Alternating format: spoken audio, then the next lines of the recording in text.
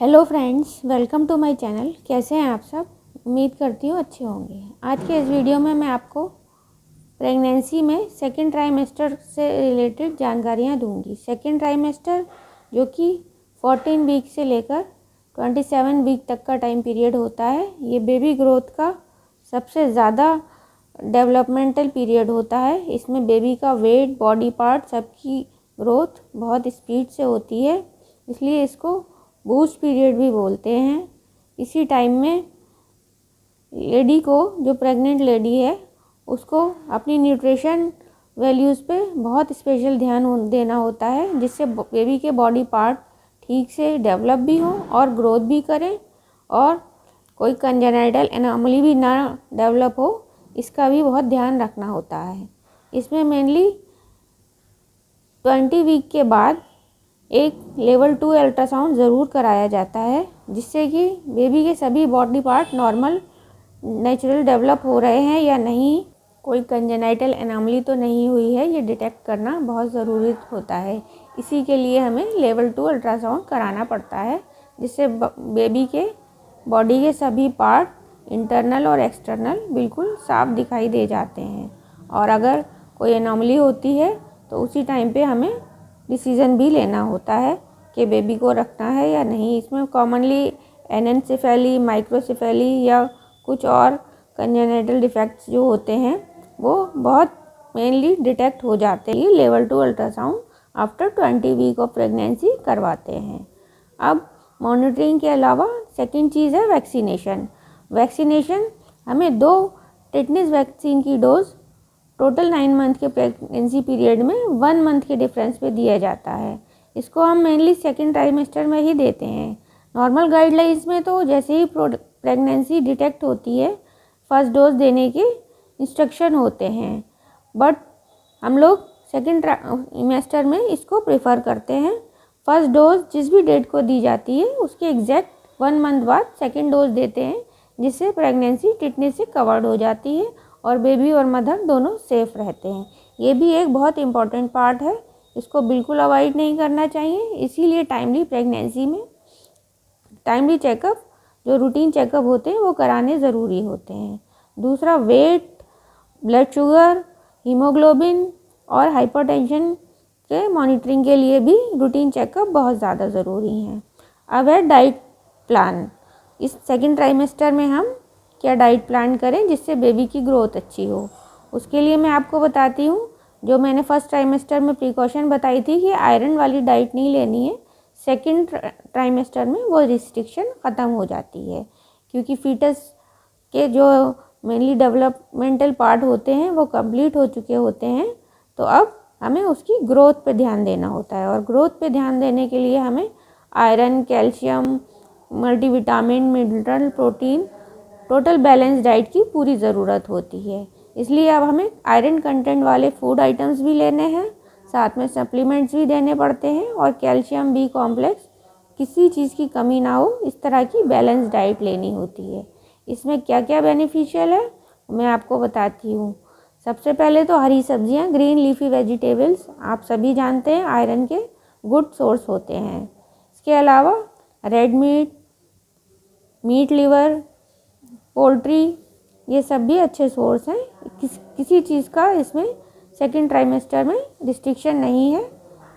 Lady को जो अच्छा लगे, जो मूड करे वो खाएं, बस ऑयली और स्पाइसी खाने से बचें और जंक फूड से बचें। ये तो नॉर्मल हम हर प्रिकॉशन में बताते हैं, तो हमें वही प्रिकॉशंस लेनी है। और फ्रूट्स में अनार, संतरा, सेब, केला सभी मैक्सिमम ले सकते हैं, लेकिन क्या नहीं लेना है वो मैं आपको स्पेशली बताती हूँ। एक तो अनानास और काला अंगूर और पपीता, ये तीनों fruits mainly total pregnancy period में हम लोग रिस्ट्रिक्टेड करते हैं, क्योंकि इन फ्रूट्स में एबॉर्टिफिकेंट की क्वालिटी होती है। ये बेबी को यूट्रस से इवैक्यूएट करने के लिए यूट्रस में कॉन्ट्रैक्शन डेवलप कर सकते हैं, इसलिए इस तरह के फ्रूट्स और फूड आइटम हम लोग अवॉइड करते हैं जो अबॉर्शन को क्रिएट कर सकते हैं। इसीलिए अनानास, काला अंगूर और पपीता अवॉइड करना है। मेनली कच्चा पपीता इसमें ज़्यादा नुकसानदेह होता है। और बाकी सभी फ्रूट्स जो हैं आप नॉर्मली ले सकते हैं। और इसमें सबसे बेहतर क्या खाने हैं वो मैं आपको बताती हूँ। सबसे पहले तो ड्राई फ्रूट्स। इसमें ड्राई फ्रूट्स से मल्टीविटामिन और मल्टी मिनरल सभी की ज़रूरत पूरी होती है। इसमें 4 से 6 बादाम, 2 अखरोट, 4 से 6 काजू, 6 से 8 किशमिश और नारियल के कुछ पीसेस ये मिक्स करके रख सकते हैं, जिनको डेली किसी भी टाइम जब मूड हो तो खा सकते हैं। ये बहुत अच्छे ग्रोथ डेवलपमेंट में सपोर्ट करते हैं। सेकंड है लेग्यूम्स और बीन्स और दालें। ये भी प्रोटीन का बहुत रिच सोर्स है। हमें सेकंड ट्राइमेस्टर में रिच प्रोटीन डाइट स्पेशली लेनी है। तो इसमें सभी तरह की दालें, लेग्यूम्स और poultry meet item, egg, milk products सभी लेने हैं। अब अगर कुछ लोग हैं जिनको मिल्क डाइजेशन में प्रॉब्लम है तो वो उसकी जगह योगर्ट, चीज़ या पनीर, छेने का रसगुल्ला ये सब भी ले सकते हैं। इसके अलावा एक और बेहतर बहुत चीज़ है वो है नारियल पानी। नारियल पानी अगर डेली एक नारियल पानी ले लिया जाए तो इससे बेबी ग्रोथ और एमनियोटिक फ्लूइड, वो पानी जिसमें बेबी ग्रो करता है रहता है, वो नॉर्मल बना रहता है और बेबी की ग्रोथ अच्छे से होती है। फ्रूट के साथ साथ जूसेस और लिक्विड डाइट पे भी मेनली पानी बिल्कुल शरीर में कम नहीं होने देना है, इसलिए पानी का इंटेक भी बढ़ाना है। खाने की सभी चीज़ें बहुत बैलेंस उसमें लेनी है। जो चीज़ पसंद आए वो ले सकती है, जब जिस चीज़ का मूड करे। कभी स्पाइसी खाने का मन होता है, कभी मीठे का, तो उसको ले सकते हैं। इसमें कोई मेन रिस्ट्रिक्शन नहीं है। स्पेशली बेबी मील जिसको बोलते हैं, थोड़ा थोड़ा बार बार खाने से ज़्यादा फ़ायदा होता है। अब मेडिसिन्स, बहुत सी फीमेल्स ऐसी होती हैं जो बैलेंस डाइट लेने के बाद भी उनका हीमोग्लोबिन और कैल्शियम लेवल डाउन होता रहता है, क्योंकि इस पीरियड में फीटस को भी प्रॉपर न्यूट्रिशन चाहिए होता है, तो उनके खाली डाइट से वो मैनेज नहीं हो सकता। इसके लिए इसमें iron, folic acid, zinc, multivitamin जिसमें मिनरल, मैग्नीशियम, जिंक वगैरह सब हो, ऐसे सप्लीमेंट लेना बहुत ज़रूरी है। साथ में कैल्शियम की टैबलेट्स और विद विटामिन D3 हो, बहुत अच्छा है। आजकल K27 के साथ जो कैल्शियम आ रहा है वो भी बहुत बढ़िया इफ़ेक्ट करता है। और प्रोटीन पाउडर का बहुत अच्छा रोल है इसमें। अगर आपकी डाइट से प्रोटीन प्रॉपर यूज़ नहीं हो पा रहा है तो प्रोटीन सप्लीमेंट आप ले सकते हैं।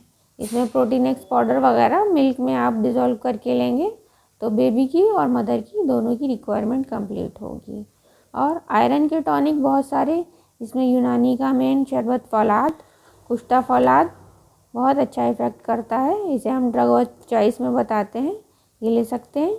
शरबत फौलाद को पानी में डिज़ोल्व करके और कुश्ता फौलाद को किसी सिट्रस फ्रूट जूस में, ऑरेंज जूस, लेमन जूस वगैरह में डिज़ोल्व करके ले सकते हैं। कुश्ता फौलाद 2 से 3 ग्राम सुबह शाम ऑरेंज जूस या किसी भी सिट्रस जूस में लें। और अगर शरबत फौलाद ले रहे हैं तो वो 10 to 15 ml BD half glass of water में लें। इसके साथ ही शरबत फौलाद को 10 to 15 ml half glass of water के साथ सुबह शाम ले सकते हैं। इसके अलावा बहुत सी लेडीज़ ऐसी होती हैं जिनको वॉमिटिंग और नोज़िया की प्रॉब्लम सेकेंड ट्राइमेस्टर में भी बनी रहती है। उस सिचुएशन में उनको इसके लिए टैबलेट डॉक्सीनेट या प्रेग्निडॉक्सिन रेगुलर लेनी पड़ती है, क्योंकि अगर वॉमिटिंग होती रहेगी तो डाइजेशन नहीं होगा, और डाइजेशन ठीक नहीं होगा, फूड इनटेक प्रॉपर नहीं होगा, तो मदर और बेबी दोनों को ही इसकी प्रॉब्लम होगी और ग्रोथ जो है वो रिटार्ड हो जाएगी। इसके अलावा अगर आपको कोई और जानकारी प्रेगनेंसी से रिलेटेड चाहिए तो आप मुझसे कमेंट बॉक्स में या मेल के थ्रू पूछ सकते हैं। मैं आगे भी आपको डिटेल में इस तरह की जानकारी देती रहूँगी, और कोई भी प्रॉब्लम क्वेरी है आप मुझसे डिस्कस कर सकते हैं। इसी तरह मेरे चैनल पे बने रहिए। जो लोग नए हैं वो प्लीज़ सब्सक्राइब कर लीजिए और मेरे वीडियो को लाइक और शेयर कीजिए। Thank you. Okay, bye bye.